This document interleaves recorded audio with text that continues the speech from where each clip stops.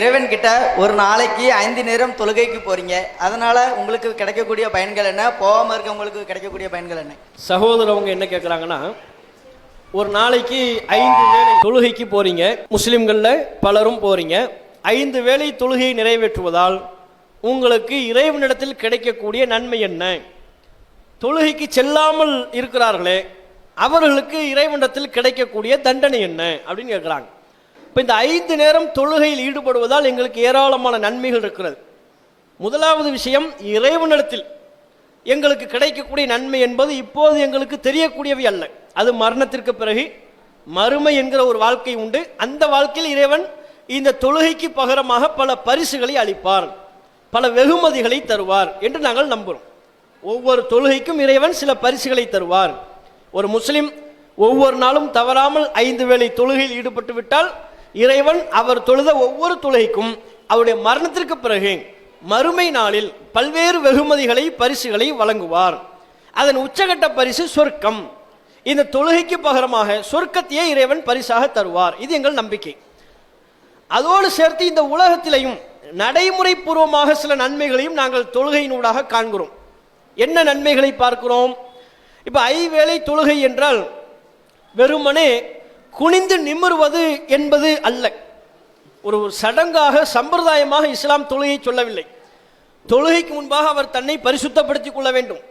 தண்ணீரை கொண்டு முகத்தை, கைகளை, கால்களை கழுவி சுத்தப்படுத்திக் கொள்ள வேண்டும். அதன் மூலம் அவருக்கு ஒரு மன சுத்தம் ஏற்படுகிறது. அதற்கு பிறகு தொழுகையில் நின்று கொண்டு முழு ஈடுபாட்டோடு தொழுகையில் ஈடுபட வேண்டும்.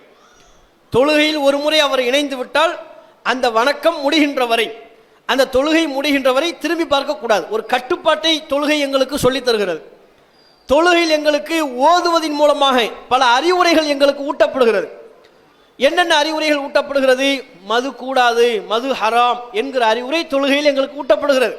பொய் பேசக்கூடாது என்கிற அறிவுரை தொழுகையில் எங்களுக்கு ஓதுதலின் மூலமாக ஊட்டப்படுகிறது. பிற மக்களுக்கு பாதிப்பை தரக்கூடாது, ஏமாற்றக்கூடாது, மோசடி கூடாது என்பதெல்லாம் தொழுகையில் எங்களுக்கு அறிவுரையாக முன்வைக்கப்படுகிறது. நீங்கள் தொழுகை என்பது வெறுமனை குனிந்து நிமிர்வதல்ல, அதன் மூலம் எங்களுக்கு அறிவுரை புகட்டப்படுகிறது. காலையில் வர்றோம், அதிகாலை நேரம், ஒரு 5:30 மணி 5:30 மணிக்கு தூய்மை செய்து கொண்டு வர்றோம். இமாம் தொழுகிறார்.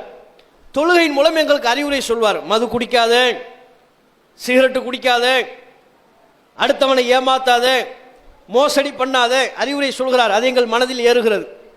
அந்த குர்ஆன் வசனங்களின் மூலம் அந்த அறிவுரை எங்கள் உள்ளத்தை போய் சென்றடைகிறது.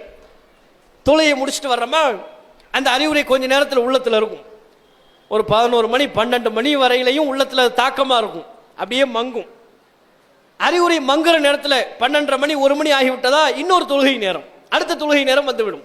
திரும்பவும் எங்களுடைய உடல் உறுப்புகளை, முகத்தை, கையை, கால்களை கழுவி கொண்டு தொழுகைக்கு சென்று விடுவோம். மீண்டும் எங்களுக்கு அறிவுரை சொல்வார். அந்த மதகுரு தொழுகையில் ஓதுவதின் மூலம் அறிவுரை சொல்வார்.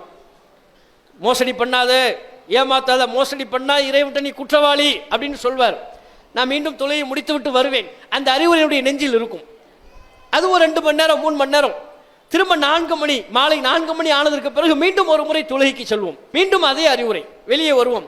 திரும்ப ஒரு 6:30 மணி மாலை நேரம், மீண்டும் எங்களுக்கு அறிவுரை சொல்லப்படும். திரும்ப பிறகு ஒரு 8:15 8 மணி மீண்டும் அறிவுரை.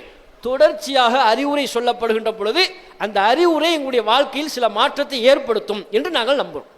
நீங்களே எடுத்துக்கங்க, ஒரு பெற்றோர் தம்முடைய பிள்ளைய ஒரு நாளைக்கு 5 முறை அழைத்து அறிவுரை சொல்றார்.